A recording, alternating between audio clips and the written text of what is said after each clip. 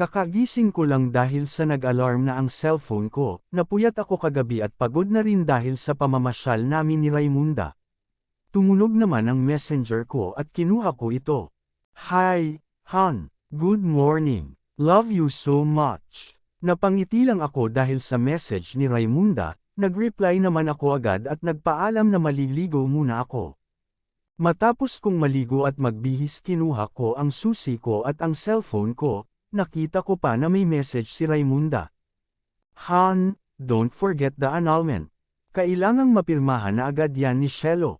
Samahan mo ako sa dadaluhan kong party ng isang malapit na kaibigan ko. Matapos kong mabasa ang message niya habang naglalakad, naalala ko na naman yung inabot kong envelope kay Shelo. Pati yung umuwi na siya ng hating gabi na lasing na, kahit paano nag-aalala rin ako sa kanya dahil babae siya. Patuloy akong naglalakad ng madaanan ko ang kwarto kung saan doon natutulog si Shelo. Napansin ko na medyo nakabukas ang pinto kaya nasilip ko siya habang nakatalikod at mukhang may kausap. Okay, sige, sasama ako mamaya, message na lang kita. Narinig ko na sagot nito sa kausap, umalis na ako sa pinto at nagpatuloy sa pagbaba.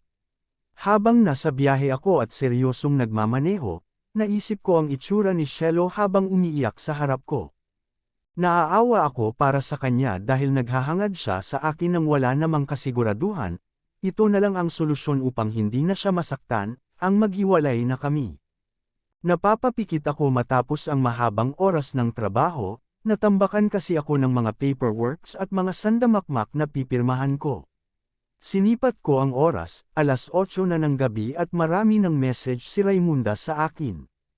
Nag-reply ako na on the way na at sisanduan ko na siya. Hindi naman nagtagal at nakarating na ako sa kondo na tinitirahan niya, napakaganda nito sa red dress na hanggang tuhod. May split ang gilid kaya naman lumitaw ang makinis na hita nito. Napakaganda naman ng Han ko. Maganda talaga ako at sayo lang ang ganda na ito. Habang busy kami sa Patanjin tingin sa kasiyahan at mga taong mga nag-uusap may lumapit sa amin. Raimunda, mabuti at nakarating ka at kasama mo pa ang mapapangasawa mo, bati ng lalaki na may kasamang babae. Pero natigilan ako dahil parang kilala ko ang babae na kasama nitong lalaki at hindi ko lang malaman kung saan ko siya nakita. Napansin ko rin sa itsura ng babae ang pagkabigla pagkakita sa akin. Oh my gosh! Jessa, nandito ka pala. Hindi makapaniwalang salita ni Raimunda. Magkakilala kayo ni Jessa. Yes, Ronel. Kilalang kilala ko siya, tama, Jessa. Nakipagkilala ako dito sa lalaki na nag-invite sa amin, uupo na sana kami ulit nang marinig ko ang pamilyar na boses. Giza, Ronel, pasensya na late na ako nakarating, malakas na salita ng babae na kararating lang. Natahimik ang lahat at nakita ko ang pagkalukot ng mukha ni Raimunda pagkakita kay Shelo. Hindi ko rin inaasahan na makikita ko siya dito, ngayon naalala ko na ang babae na kasama ni Ronel. Pasensya na nakaistorbo pala ako sa pag-uusap niyo, mahinang bigkas ni Shelo. Bakit nandito ang babaeng yan, nakakasira ng gabi, mahinang salita ni Raimunda. Tinapik ko lang ang balikat niya upang kumalma. Ayos lang yan, Shelo. Nag-uumpisa pa lang ang party at oo nga pala, may request kami sa'yo dahil nabanggit nitong kaibigan mo na magaling ka raw kumanta. Huwag kang tatanggi, nakangiting bilang ni Ronel kay Shelo. Maupo na tayo, Han. Enjoy the night Raimunda and Valeriano, masayang palem ni Ronel at umalis na ito kasama sila Shelo. Habang nakaupo kami hindi mawaglit sa isipan ko ang kakaibang ayos ni Shelo. Bumagay kasi sa kanya ang bagsak na dress na puti na hanggang paa nito. Nakataas ang buhok nito at may hikaw na mahaba, ang mata niya na ang gandang tingnan ganun din ang labi niya, hindi sobrang pula. Han, okay ka lang. Napukaw naman ako sa malalim na pag-isip dahil nakasimangot na ang mukha ni Raimunda. Hinalikan ko na lang siya sa noo upang mawala ang pagkakasimangot niya. Han, uwi na lang tayo. Nawalan na ako ng ganang magstay dito, mahinagsambit nito na may paglalambing. Later na lang, Han. Kakarating lang natin, nakakahiya naman kung aalis tayo. sagot ko lang dahil ang totoo inaabangan kung kumanta si Shelo. Nakita ko naman ang pagsimangot nito, hinayaan ko na lang dahil baka mamaya mawala na rin ang inis na nararamdaman niya. You want drink? Tanong ko sa kanya upang malibang na siya. Tumango ito at tumayo na ako pero bago ako kumuha ng maiinom, nagpunta na muna ako sa restroom. Paglabas ko biglang yumangay ang paligid at lahat sila nandoon sa harapan nakatingin. Bumaling ang paningin ko doon at nakita ko si Shelo na nakaupo sa gitna at may mic sa tapat niya. Ladies and gentlemen, narito ang kaibigan ng aking anak upang magbigay ng isang magandang awitin. Palakpakan po natin siya. Salita ng MC at nagpalakpakan ang lahat, saglit na napahinto ako sa pagtayo at tutok na tutok ang mata ko kay Shelo. Nagsimulang tumugtog ang musika at alam ko agad ang kanta na yun dahil lagi kong naririnig sa mga empleyado ko kapag nadaan ako sa hallway. Pakiramdam ko parang sa akin ang kantang yun lalo na at nakita ko na parang may hinahanap ang mata niya. At sa totoo lang, unang bigkas pa lang ng words, ang ganda ng tunog ng boses niya, napansin kong tahimik ang lahat at mga nakangiti silang nakatingin kay Shelo. Umugang ang malakas na hiyawan dahil siguro ay humanga sa kanyang boses at lahat sila sumabay sa chorus ng kanta. Nagtama ang mata namin sa huling lyrics ng kanta at hindi na nawala ang tingin sa akin ni Shelo. Kaya lahat napalingon sa tinitingnan nito, kaya pa-imply na tumalikod ako. Lalong naghiyawan ang lahat ng tumaas na ang boses ni Shelo at lahat sila pumalakpak. Naramdaman ko ang damdamin niya sa pagkanta at hindi naman ako bato upang hindi malaman na para sa akin ang kantang yun. Nagbalik na ako sa lamesa namin na wala doon si Raimunda, hinanap siya ng mata ko, nakita ko naman siya nandoon sa bartender. Nawala na rin si Shelo sa stage, tahimik na iniinom ko ang alak na kinuha ko habang naghihintay sa pagbalik ni Raimunda. Napatayo na lang ako bigla nang makarinig ako ng ingay mula sa likod. Naglakad ako papunta doon dahil sa dami ng mga tao ang nandoon. Simpleng malandi ka talaga, dinaan mo pa sa pagkanta, para lang ma-impress mo siya. Napabilis ang lakad ko nang marinig ko ang boses ni Raimunda, sumiksik ako sa mga tao. Nagpalipat-lipat ang tingin ko sa dalawa, si Raimunda na nanginginig sa galit at si Shelo na basa ang mukha at ang damit nito. Natutok naman ang mata ko kay Shelo nang makita ko na may lalaking nagpupunas sa mukha niya. Hindi ko na alam kung bakit pero hinawakan ko si Shelo sa braso at hinatak palabas ng party. Pagkarating namin sa parking area napasandal ako sa kotse ko at napapikit. Valeriano, bakit ako ang kinuha mo? Nagtatakang tanong ni Shelo. I don't know, sagot ko lang dahil hindi ko rin talaga alam ang isasagot ko. Pwede ka namang bumalik, ayos lang ako. Uuwi na lang akong mag-isa. Hindi ako sumagot at hinayaan ko na lumakad na siya pero napansin ko na paika-ika siya ng lakad. Wala na palang suot na sandals ang isa niyang paa, nakita ko na may galos ito at marumi. Siguro sa paghatak ko sa kanya kanina. Sumakay ka na, uuwi na tayo. Bakas sa mukha ni Shelo ang pagkalito at pagtataka, ngunit hindi ko na ito pinansin. Tahimik na kami sa biyahe at nagpapakiramdaman lang. Pagdating sa bahay diniretso ko ang kotse ko sa parking lot, nakababa na ako at lalakad na sana ako nang makita ko na hirap si Shelo makalabas ng kotse. Sige na, mauna ka na sa loob.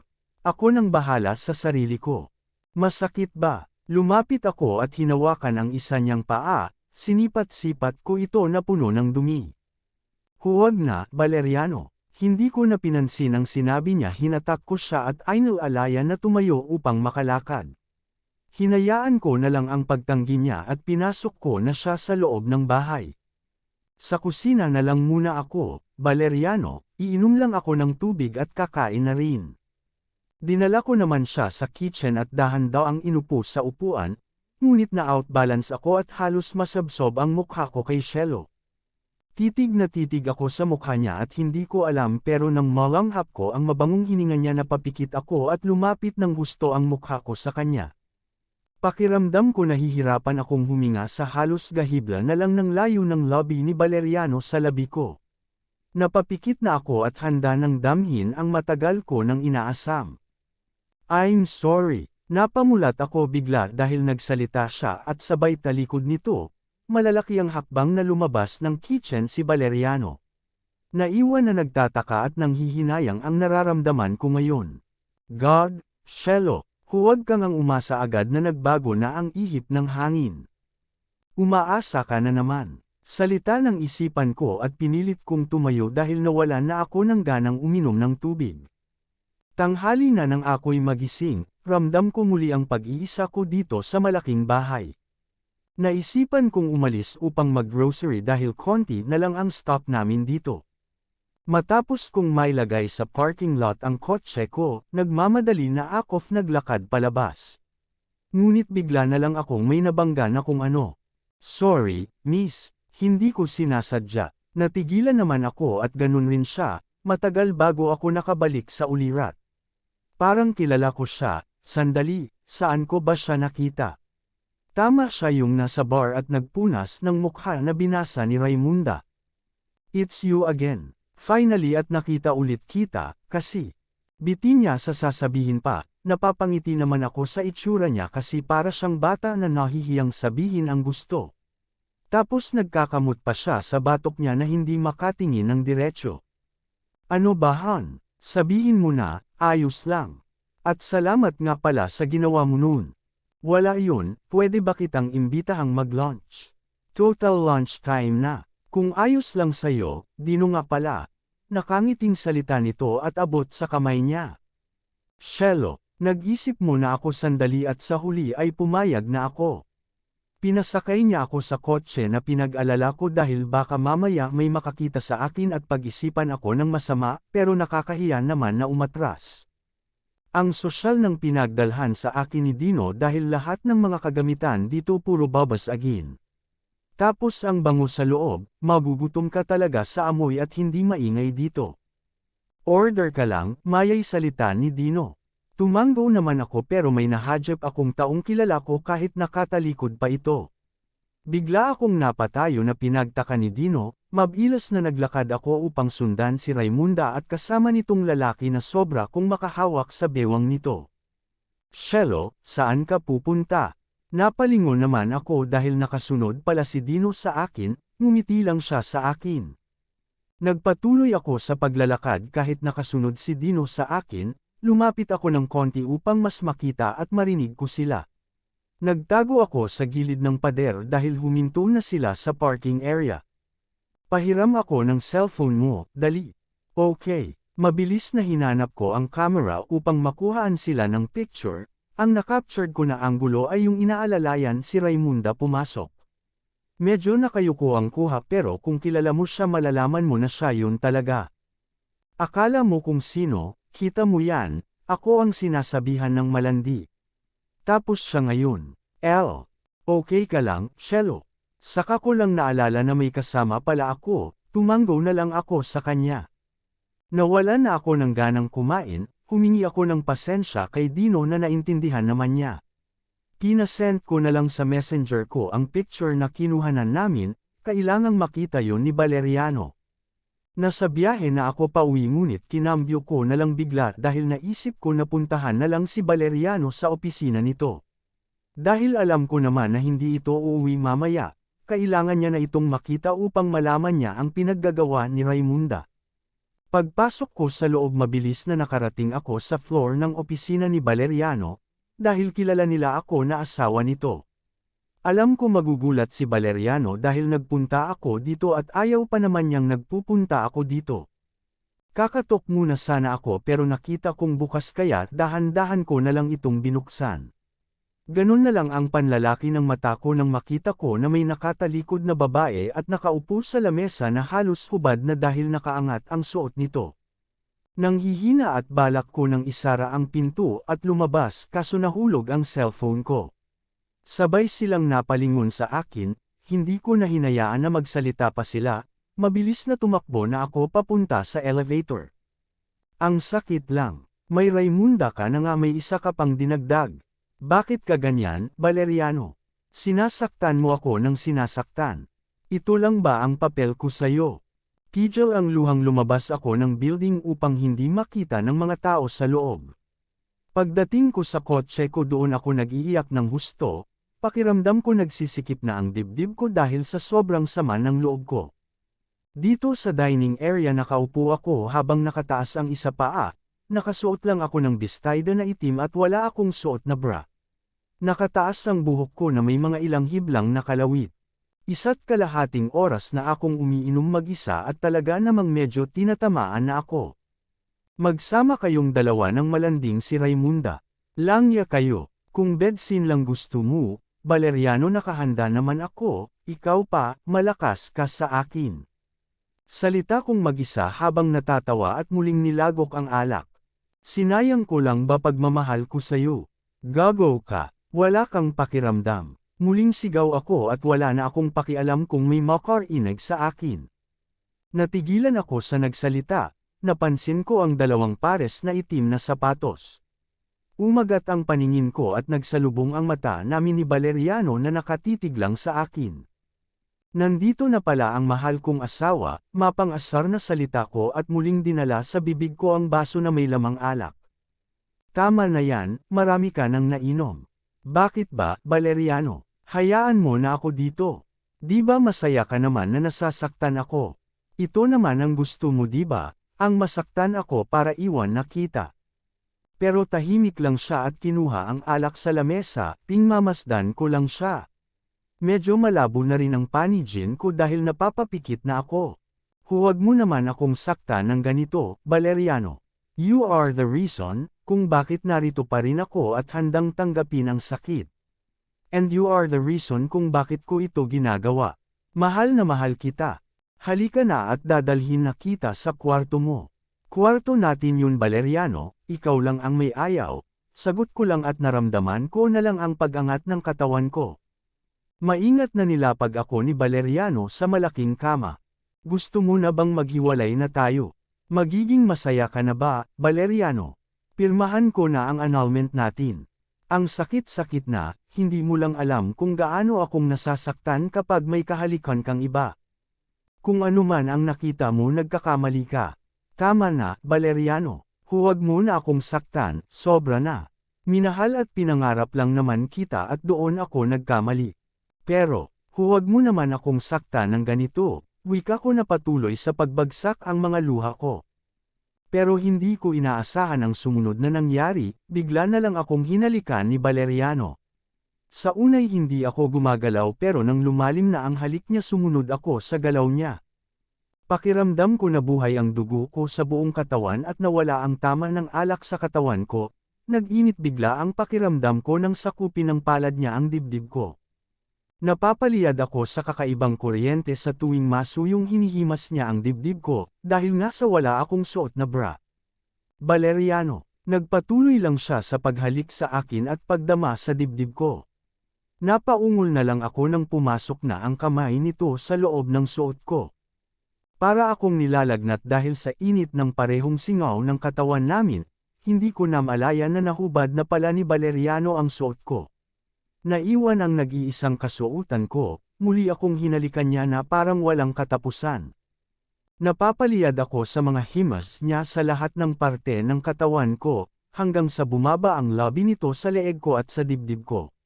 Saglit na huminto ang labi niya sa ibabaw nito at pulit-ulit na sinakop, akala mo ay isa itong sanggol na gutom na gutom. Napapasabunot na ako sa buhok niya dahil sa ginagawa niya sa akin, ang sarap lang at para akong nababaliw. Inawat ko pa siya dahil bumaba na ang mukha niya sa puson ko. Ngunit hindi niya pinansin dahil nagpatuloy siyang haborin na ang huling saplot na natitira. Napamulat ako at nakita ko na mabilis na nahubad ni Valeriano ang lahat ng suot niya.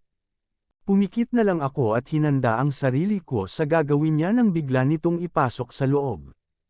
Halos mapasigaw ako buti napigilan ko. Nakita ko na natigilan si Valeriano at tiningnan ako. Masikip pa rin yan Valeriano dahil isang beses mo pa lang naman akong nagagalaw, yung araw ng kasal natin na parang ni-rape mo ako. Nagpatuloy na si Valeriano at bumilis ang galaw, napapapikit na lang ako dahil sa may konting kirot pa. Pero naghahalo naman ang sarap hanggang sa wala ng sakit akong naramdaman dahil humigpit na ang kapit ko sa likod niya. Hanggang sa huminto na ito at pabagsak na humiga sa tabi ko. Samantala, sabay bato ng cellphone ko dahil hindi ko makontak si Valeriano. Nanghihina na napaupo ako sa kama dahil sa pagod kakabato ng mga gamit na mahawakan ko. Langya ka, Valeriano. Matapos mo akong iwan sa party at mapahiya doon, hindi kita makontak ngayon. Tandaan mo Valeriano, walang ibang makikinabang sayo kung hindi ako lang. Hindi sila at lalong hindi si Shelo. Hindi ako papayag na mahumaling ka na sa malanding babaeng yun. Gagawin ko ang lahat pumanggat lang ang tingin mo sa kanya. Gigil na wika ko sa isipan ko, mas minabuti ko muna kalmayan ang sarili ko dahil alam ko naman na hahanapin ako ni Valeriano. Dito sa mamahaling restaurant ako dinala ng isang negosyanteng kaibigan ko. Pero alam ko naman na hindi kaibigan ang turing niya sa akin, sa tingin pa lang niya na minamanyak na ako. Okay lang naman dahil kapag nakuha ko na ang gusto ko sa kanya, ibabasura ko na siya. Nangingiting isip ko habang nakatingin sa kasama ko na todo ang ngiti sa akin. Mas nailandian ko naman ang ngiti ko upang mas lalo siyang maakit sa akin at gumana naman. Hanggang sa maisipan na naming lumabas na, ngunit may binulong siya sa akin. Sa hotel tayo. Mahinang salita nito sa may tenga ko, pilit nang umiti ako at tumanggo lang. Sige lang Raimunda ibigay mo gusto niya dahil malaking halaga naman ang makukuha mo sa kanya. Salita pang muli ng isipan ko habang napapangiti. Buong katawan ko inalay ko sa negosyanteng ito para sa pera, dahil hindi ako mabubuhay ng walang pera at higit sa lahat kapag hindi ko nakuha ang gusto ko. At wala akong pakialam sa iba kung ano ang iisipin nila. Ang tanging nag-iisa kong target talaga ay si Valeriano. Bukod sa gwapo na at mayaman na, mabait pa at higit sa lahat magaling sa kama. Dahil yun noong ikasal na siya, binigay niya na ang gusto ko. At yun ang hinding-hindi ko maiiwan, itong mga nakakasama ko ay pampalipas oras ko lamang. Dahil hindi pa ako gaanong nagkakaroon kay Valeriano, gusto kong isipin niya na ako ang perfect girlfriend and wife niya. Pero sinira ng Shelo na yan ang pangarap ko, kahit kailan talaga lagi na lang siyang hadlang sa pangarap ko. At ang kinaiinisan ko na makita na gumaganda siya ngayon, baka akit niya si Valeriano ko. Hindi pwedeng mangyari yan dahil gagawin ko ang lahat mapaghiwalay lang kayo. Isang linggo ang lumipas at okay na ulit kami ni Valeriano. May pinagtataka lang ako na lagi na siyang tahimik ngayon sa tuwing magkasama kami. Han, bakit lagi kang tahimik? Tanong ko sa kanya at hinalik-halikan ko siya sa pisngi at sa lobby habang nakakandong sa kanya. Nothing, pagod lang siguro ako sa napakadaming trabaho. Narito kasi kami sa loob ng opisina niya, naisip ko na lang na painitan siya upang mawala ang stress na nararamdaman niya. Habang nakapikit siya, inumpisahan kong i-unbutton ang polo niya, hinalikan ko siya. Una, hindi niya tinutugon ang halik ko pero hindi ako sumuko, hanggang sa bamuka na ang lobby niya kaya natuwa na ako. Hinalik-halikan ko ang matipunong dibdib nito, paakyat sa leeg na paulit-ulit kong dinadampyan ng pinong halik. Naramdaman ko ang paggapang ng palad niya sa likuran ko at hinihimas niya pababa. Napapapikit ako, hanggang sa pumasok ang kamay niya sa loob ng blouse ko. Pinisil niya ito na naghatid ng kakaibang kilati. Shelo, bigla akong napamulat dahil may narinig ako. Anong sabi mo? Kunot-noo na tanong ko sa kanya dahil hindi ko gaanong narinig ang sinabi niya, pero parang may sinambit siyang pangalan. Napatingin naman sa akin si Valeriano na may halong pagtataka. Wala akong sinabi, Raimunda, sagot lang nito at inayos ang suot nitong polo. Naiinis pero hindi ko pinakita. Mas naiinis ako dahil nabitin ako dahil sa nabanggit niya. Sige na, may meeting ako ngayon. Tawagan na lang kita mamaya. Nadismaya na tumayo ako at inayos ang damit ko, nakita ko na nagpunta sa CR si Valeriano. Nagagalit man ako nagtimpi na lang ako, umayos ako ng upo nang mapansin ko ang cellphone sa may gilid ng mga papel. Na-curious akong kinuha ito at sinubukang buksan, wala naman siyang lock kaya nabuksan ko. At napaangat ang kilay ko nang makita ko ang profile ay si Shelo. Sandali, bakit nandito ang cellphone ng babaeng yun? Pero sa kanya kaya talaga ito. Kasi alam ko phone ni Valeriano. Muli kong tiningnan ang loob hanggang sa mapunta ako sa gallery, puro picture niya at ni Jessa ang nakita ko. Pero nakita ko na may picture ni Valeriano at stolen shot siya. Ang malandi na yun kinuhanan pa si Valeriano ko ng picture. Inis na sambit ng isipan ko hanggang sa makita ko ang nag-iisang picture na galing sa messenger. Ganun na lang ang pagtaas ng dugo ko nang makita ko ang picture ko na may kasamang lalaki. At walang iba kung hindi yung negosyante na kasama ko noong nakaraan. Shelo, sinusundan mo pala ako at hinahanapan ng butas. Hindi ka magtatagumpay. Sandali, nakita na kaya ito ni Valeriano. Sa naisip ko na yun mabilis na nilagay ko sa bag ko ang phone ni Shelo at saktong lumabas na si Valeriano. Tumayo na ako upang sumabay na sa kanya sa paglabas. Sumakay ako sa kotse ko dahil may meeting si Valeriano at diretso ako agad sa bahay kung nasaan ang demonyitang si Shelo na yun. At bago yun tinawagan ko ang mama ni Valeriano upang pamanta sa bahay ng anak niya dahil malapit lang sila doon. Diretso lang ako pagpasok ko matapos kong may park ang kotse ko at mabilis na naglakad papasok sa loob ng bahay. Shelo, umikot ang mata ko dahil wala siya dito sa sala, nagpunta ako ng kitchen at nakita ko siya na pasayaw-sayaw pa dahil may headset sa tenga niya habang nagtitimpla ng juice. Hinaltak ko agad ang braso niya na kinabigla niya, pinagsasampal ko siya sa kahit saan. Raymunda, tumingil ka nga, ano ba ang problema mo? Bigla ka na lang nanakit. Nagmamaang-maangan ka pang malandi ka. Akala mo hindi ko malalaman na may balak kang hindi maganda, ha? Nanggagalaiti na sigaw ko at muli ko siyang sinugod at sinabunutan. Nagalit ako ng husto dahil lumaban siya sa akin. Ang ibang gamit nagkandahulog na kapag natatamaan namin. Hanggang sa bumagsak na kami sa sahig, nakalmo ko ang leeg niya habang nakalmo naman niya ang dibdib ko. Umibabaw siya sa akin at mahigpit na sinasabunutan ako, halos mapunit ata ang init ko dahil sa sobrang sakit at lakas ng pagkakasabunot niya.